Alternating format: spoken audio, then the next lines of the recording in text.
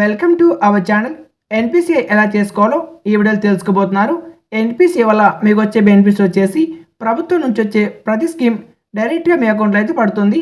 Like కరువు పని కానీ, తల్లికి వందనం, అలాగే విద్యా దీవెన, వసతి దీవెన వంటి ప్రభుత్వ స్కీమ్స్ అయితే డైరెక్ట్గా మీ యొక్క అకౌంట్లో అయితే పడతాయి. మీకు ఎన్పిసిఐ లింక్ ఉంటే ఫస్ట్ ఎన్పిసిఐ చేసుకోవడానికి గూగుల్ ఓపెన్ చేసి ఎన్పిసిఐ టైప్ చేయండి.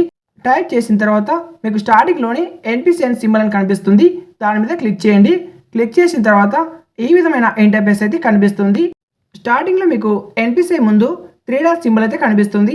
ఆ యొక్క 3 డాట్ సింబల్ మీద మీరు క్లిక్ చేయాల్సి ఉంటుంది. 3 డాట్ సింబల్ మీద మీరు క్లిక్ చేయగానే మీకు ఈ విధంగా కస్టమర్ అనే ఆప్షన్ అయితే కనిపిస్తుంది.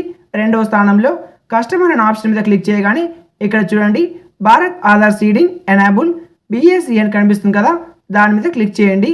దీని మీద క్లిక్ చేసిన తర్వాత మీకు లోడింగ్ కావడానికి కొంత టైం అయితే తీసుకుంటుంది. ఇది సర్వర్ ఇష్యూ వల్ల. తర్వాత మీకు ఏమవుతుందంటే ఆటోమేటిక్గా ఈ విధమైన ఇంటర్ఫేస్ అయితే చూపిస్తుంది. ఇక్కడ చూడండి, మీకు ఆధార్ సీడింగ్, అలాగే account details, Aadhaar mapped status అని కనిపిస్తుంది.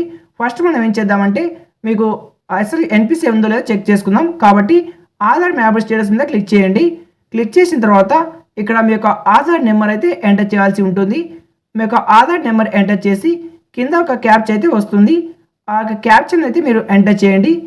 క్యాప్చాని ఎంటర్ చేసిన తర్వాత కింద గ్రీన్ కలర్ బాక్స్లో చెక్ స్టేటస్ అని కనిపిస్తుంది. దాని మీద క్లిక్ చేస్తే మీకు ఓటీపీ వస్తుంది. ఆ యొక్క ఓటీపీని అయితే మీరు ఎంటర్ చేయాల్సి ఉంటుంది. ఓటీపీ ఎంటర్ చేసిన తర్వాత ఈ విధంగా మీకు ఫస్ట్ మీ యొక్క ఆధార్ నెంబర్ అయితే కనిపిస్తుంది. ఆధార్ నెంబర్ కనిపించిన తర్వాత ఎనేబుల్ ఫర్ డీబిట్ అని కనిపిస్తే కింద మీకు బ్యాంక్ నేమ్ చూపించింది అనుకోండి, మీకు ఆ యొక్క బ్యాంకు ఎన్పిసిఐ అయిపోయినట్టు. ఒకవేళ మీకు వేరే బ్యాంకు లింక్ చేయాలనుకోండి, ఆధార్ సీడింగ్ అని కనిపిస్తుంది కదా, దాని మీద క్లిక్ చేయండి. దాని మీద క్లిక్ చేసిన తర్వాత మీకు స్టార్టింగ్లో మీ యొక్క ఆధార్ నెంబర్ అయితే ఎంటర్ చేయమని అడుగుతుంది. తర్వాత ఇక్కడ రిక్వెస్ట్ ఆఫ్ ఆధార్ అని కనిపిస్తుంది కదా, సీడింగ్ అని మీద క్లిక్ చేసుకోండి. ఇక్కడ మీ యొక్క బ్యాంక్ అయితే సెలెక్ట్ చేసుకోండి. మీరు ఇప్పుడైతే ఎన్పిసిఐ ఏ బ్యాంక్ ఉందో ఆ యొక్క బ్యాంక్ అయితే సెలెక్ట్ చేసుకోండి. తర్వాత మీరు బ్యాంక్ అయితే చేంజ్ చేసుకోవచ్చు. ఇప్పుడు నాది ఎస్బీఐ బ్యాంక్ కాబట్టి నేను ఎస్బీఐ బ్యాంక్ అయితే క్లిక్ చేసుకోవాలి. ఇక్కడ స్టేట్ బ్యాంక్ ఆఫ్ ఇండియా ఎక్కడ ఉందో చూడండి, ఆ యొక్క బ్యాంక్ మీద అయితే నేను క్లిక్ చేయాలి. క్లిక్ చేసిన తర్వాత ఇక్కడ చూడండి, స్టార్టింగ్ ఎన్పిసిఐ అనుకోండి, ప్రెస్ సీడింగ్ వత్తాలి. నాకు ఆల్రెడీ స్టేట్ బ్యాంకు ఎన్పిసిఐ ఉంది కాబట్టి నేను ప్రెస్ సీడింగ్ అయితే చేయకూడదు. రెండో ఆప్షన్ చూడండి, ఒకవేళ స్టేట్ బ్యాంక్ ఆఫ్ ఇండియాలో మీరు యొక్క అకౌంట్ డిలీట్ చేసుకొని మీకు ఇంకొక అకౌంట్ ఉందనుకోండి, మీరు రెండో ఆప్షన్ అయితే సెలెక్ట్ చేసుకోవాలి. ఫర్ సపోజ్ కొందరికి 0 అకౌంట్ ఉంటుంది కదా, అలా. ఇక నెక్స్ట్ అకౌంట్ వచ్చేసి మూడవది from one bank to other.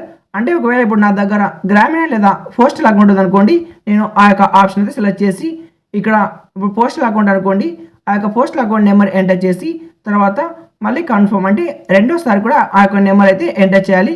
కింద చెక్ బాక్స్లో బ్లూ కలర్ సింబల్ మీద క్లిక్ చేసి క్యాప్చా అయితే ఉంటుంది, ఆ యొక్క క్యాప్చాని అయితే ఎంటర్ చేయాలి. క్యాప్చాని ఎంటర్ చేసిన తర్వాత కింద గ్రీన్ కలర్లో సబ్మిట్ అనే ఆప్షన్ కనిపిస్తుంది, దాని మీద క్లిక్ చేయాలి. సబ్మిట్ అనే ఆప్షన్ మీద క్లిక్ చేయగానే మీకు ఓటీపీ అయితే వస్తుంది. ఆ యొక్క ఓటీపీ ఎంటర్ చేస్తే మీకు ఆటోమేటిక్గా ఎన్పిసిఐ అయితే కంప్లీట్ అవుతుంది. ఇక్కడ చూడండి, ఇది మెయిన్ ఇంపార్టెంట్. మీరు ఆటోమేటిక్గా ఇప్పుడు కొత్తగా ఎన్పిసిఐ చేసుకోవాలనుకోండి, డైరెక్ట్గా మీరు ఫస్ట్ ఆప్షన్ సెలెక్ట్ చేసుకోండి, ప్రెస్ సీడింగ్ అని. ఆటోమేటిక్గా మీకు ఎన్పిసిఐ అయితే అయిపోతుంది. మీకు ఆల్రెడీ బ్యాంక్ ఉండి చేంజ్ చేసుకోవాలనుకుంటే మాత్రమే మూడో ఆప్షన్ సెలెక్ట్ చేసుకోండి. ఇలా ఎన్పిసిఐ చేసుకోవడం వల్ల గవర్నమెంట్ నుంచి వచ్చే డబ్బులు మీకు డైరెక్ట్గా అకౌంట్లో అయితే పడతాయి. అలాగే మీరు కరువు పని డబ్బులు చెక్ చేసుకోవాలనుకుంటే ఫస్ట్ యొక్క వెబ్సైట్ లింక్ అయితే డిస్క్రిప్షన్లో ఉంటుంది, క్లిక్ చేయండి. క్లిక్ చేసిన తర్వాత మీ యొక్క డిస్ట్రిక్ట్ అయితే సెలెక్ట్ చేసుకోండి. మీది ఏ డిస్ట్రిక్ట్ అయితే ఆ యొక్క డిస్ట్రిక్ట్ అయితే సెలెక్ట్ చేసుకోండి. డిస్ట్రిక్ట్ సెలెక్ట్ చేసుకున్న తర్వాత మీ యొక్క బ్లాక్ అయితే సెలెక్ట్ చేసుకోండి, అంటే మీ యొక్క మండలం ఏదైతే ఆ యొక్క మండలం మీద మీరు సెలెక్ట్ చేసుకోండి. నెక్స్ట్ వచ్చేసి మీ యొక్క గ్రామ పంచాయతీ అయితే సెలెక్ట్ చేసుకోండి. మీరు ఏ గ్రామ పంచాయతీ ఆ యొక్క గ్రామ పంచాయతీ అయితే మీరు సెలెక్ట్ చేసుకోవాల్సి ఉంటుంది. ఆ యొక్క గ్రామ పంచాయతీ సెలెక్ట్ చేసుకున్న తర్వాత ఆ యొక్క పంచాయతీకి సంబంధించి ఇక్కడ లిస్ట్ అయితే వస్తుంది. ఫస్ట్ ఆప్షన్ చూడండి, జాబ్ కార్డ్ ఆర్ రిజిస్ట్రేషన్ కనిపిస్తుంది కదా, దానిలో మళ్ళీ మూడవది job card or employment register అని కనిపిస్తుంది. ఒకటో దానిలో మూడవది. ఇక్కడ మీ యొక్క నేమ్ సెలెక్ట్ చేసుకోండి, మీకు పేమెంట్ డీటెయిల్స్ అయితే కనిపిస్తాయి. వీడియో నచ్చితే ఒక లైక్ చేయండి, ఛానల్ తప్పక సబ్స్క్రైబ్ చేయండి. Thank you for watching.